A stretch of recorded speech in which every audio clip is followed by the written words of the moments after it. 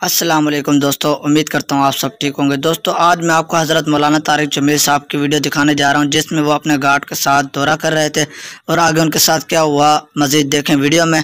और अगर आपने हमारे चैनल को सब्सक्राइब नहीं किया तो चैनल को सब्सक्राइब ज़रूर कर लें, क्योंकि मज़ीद पोस्ट भी आप तक मिल जाएगी। आइए वीडियो चलाते हैं तो देखें आगे क्या होता है।